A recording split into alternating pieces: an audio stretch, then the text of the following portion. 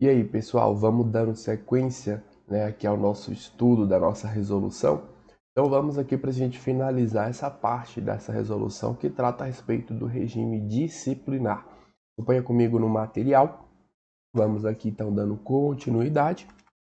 Né? Nós temos aqui sanções que são impostas, né, por essa resolução, que é advertir a suspensão aí no prazo máximo de 30 dias e a demissão por justa causa.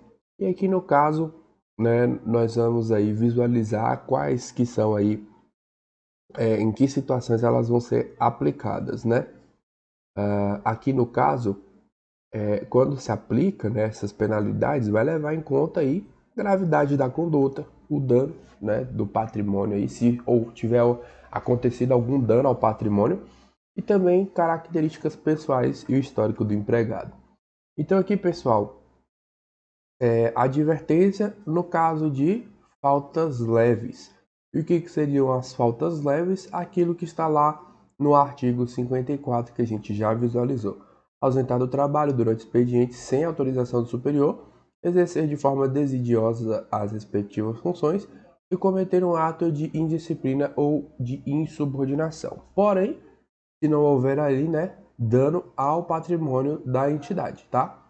Se não houver dano ao patrimônio, vai ser considerado falta leve. Se houver um dano, aí a gente já vai aqui para as infrações médias, que é violar o segredo da entidade, apresentar-se com embriaguez habitual ou em serviço. Aí vai ser considerado infração média, né? Mais as reincidências aí em faltas leves ou aquelas que ocorreram com dano ao patrimônio da entidade. As faltas graves, né, a do inciso 6º ao 10, como eu já coloquei aqui para você, tá? Não ter que ficar voltando lá. Aqui já estão as faltas graves, fora as reincidências aí também, né, das faltas leves e das faltas médias, tá bom?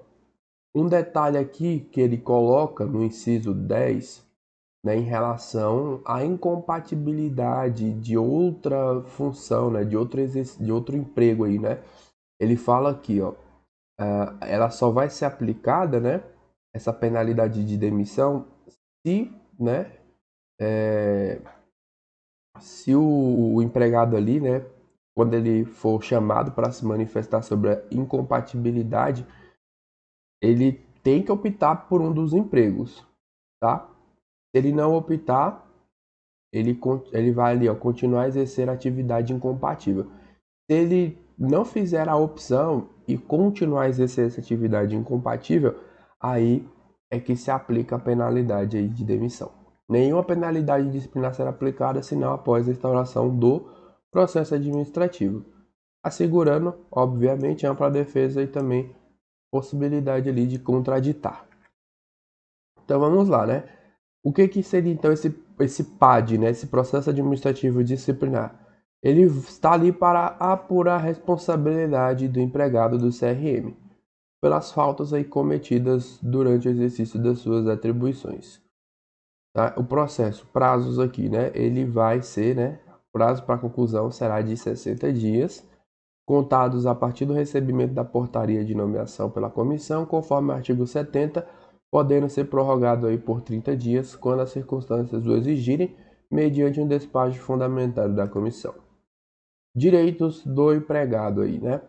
Dentro do processo administrativo. Ser tratado com respeito pelos superiores empregados, os quais deverão facilitar o exercício de seus direitos, ter ciência da tramitação dos processos administrativos disciplinares nos quais figure como parte, ter vista aos autos, obter cópias de documentos neles contidos e conhecer as decisões proferidas, direito à vista do processo e a obter as certidões ou cópias dos dados e documentos que integram, ressalvados os dados e documentos de terceiros protegidos por sigilo ou pelo direito à privacidade, à honra e à imagem.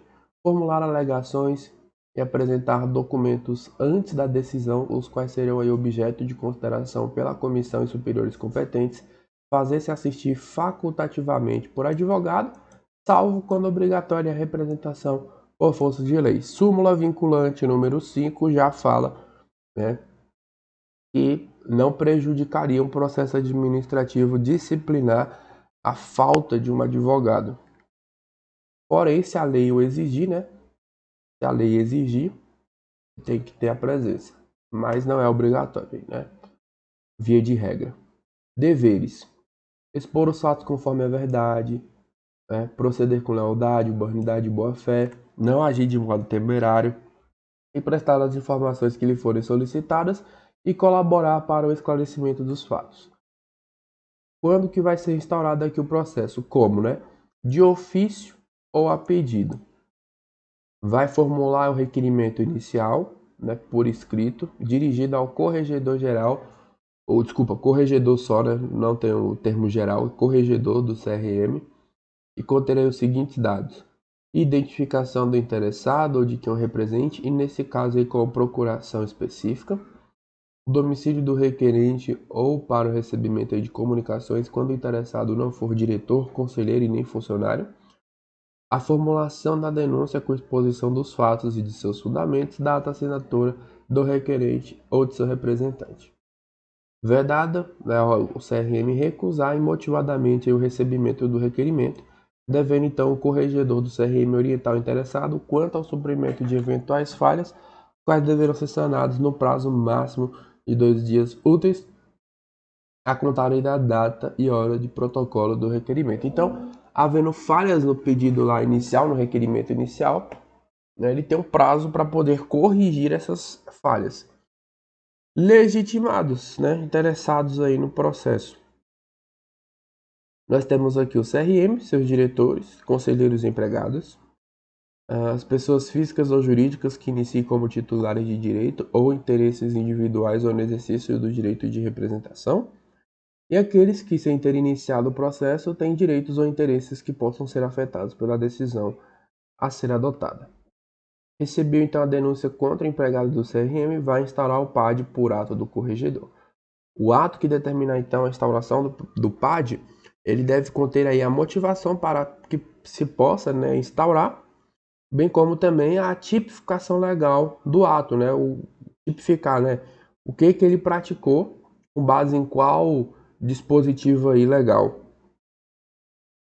A instauração aí do PAD, né, ele depende então de uma comunicação escrita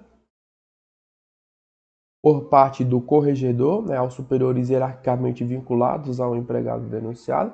As denúncias sobre irregularidades serão objeto de apuração desde que cumpridas as formalidades aí do artigo 5º. E quando o fato narrado não configurar evidente indícios de infração disciplinar, a denúncia será arquivada pelo corregedor por falta de objeto e cabendo recurso desta decisão ao presidente do CRM no prazo de 2 dias úteis a contar do recebimento da decisão. O PAD é conduzido por uma comissão composta por 3 membros, sendo 2 empregados efetivos e um conselheiro. E esse conselheiro é designado aí, né? Na verdade, até os empregados também vão ser designados pelo presidente após o ato de instauração do processo. Portaria de designação da comissão indicará, dentre eles, o secretário vogal e presidente, o qual somente poderá ser ocupado por empregado efetivo com nível de escolaridade igual ou superior ao do empregado denunciado, ou que ocupe um nível hierárquico superior na estrutura hierárquica do CRM Minas Gerais. Tá? São impedidos de participar da comissão, né? Os impedidos e a suspeição. Impedimento, né? Como de praxe aqui, cônjuge, companheiro, né? Parentes aí, os consanguíneos, até 3º grau. Quem tem interesse na matéria, seja direto ou indiretamente. Quem tenha participado ou venha participar como testemunha, representante, né? Que esteja litigando judicial administrativamente com o empregado denunciado, etc, etc. Né, e o denunciante e respectivos cônjuges ou companheiros. Aqui há um vínculo de interesse e um vínculo de parentesco, tá? No caso de impedimento. Interesse e parentesco. É um critério bem objetivo aqui a questão do impedimento. O integrante aí da comissão que incorrer em impedimento, ele deve comunicar o fato ao presidente do CRM, abstendo-se de atuar, ok? Diante do impedimento, né, ele deve, é uma obrigação dele, falar não posso e eu estou me abstendo aqui de atuar perante essa comissão, diante dessa comissão. A omissão aí do dever de comunicar vai constituir então uma falta grave. Se ele não comunicar, está incorrendo aí numa penalidade grave. E a arguição, pessoal, a arguição ela já é subjetiva, ela está relacionada com a amizade ou inimizade, tá bom? Não tem ali um impedimento muito evidente que possa me afastar da comissão.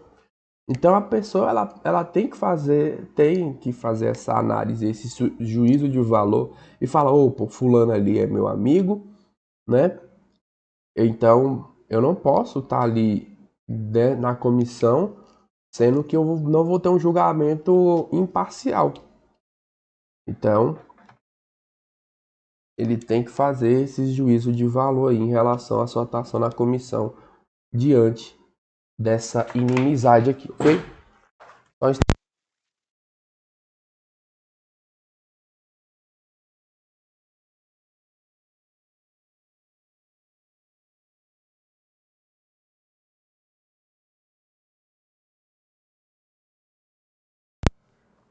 pronto, voltei. E aqui, pessoal, né, o indeferimento de alegação de suspeição, ele poderá ser objeto de recurso para a diretoria do CRM Minas Gerais e sem efeito suspensivo. Instrução do processo, tá? Medida cautelar, né? A fim de que o empregado não venha a influir na apuração da irregularidade, o presidente do CRM ele poderá determinar o afastamento do exercício do cargo pelo prazo máximo de 90 dias, sem prejudicar aí a remuneração. Continua recebendo, tá? Mas para ele não atrapalhar o andamento do processo, ficaria então aí afastado.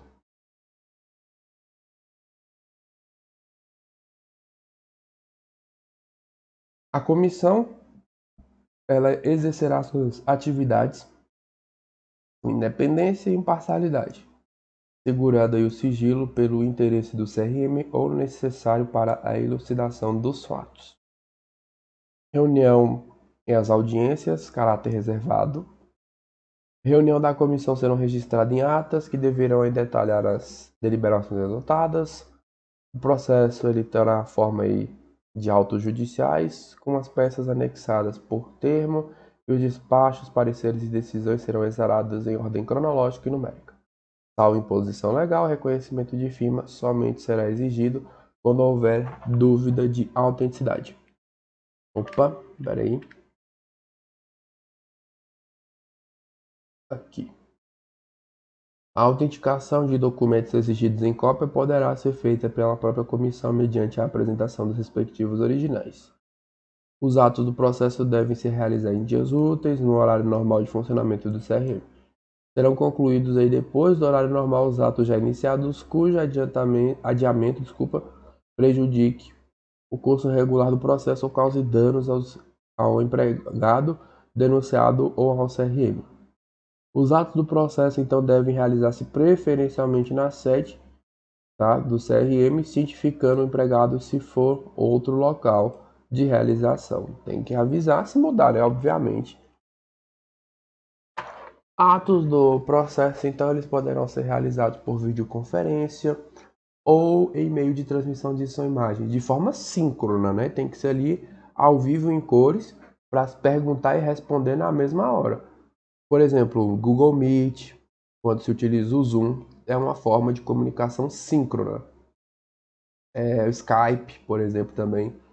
Garantida aí a presença dos defensores e das partes quando for prevista sua participação no ato. A comunicação dos atos processuais dar-se-á preferencialmente por meio eletrônico, né? Enviar um e-mail. Caso não comprovado o recebimento dessa forma, né? A intimação ela será pessoal ou pelos correios com comprovação de recebimento. Inadmissível, no processo, as provas obtidas por meios ilícitos.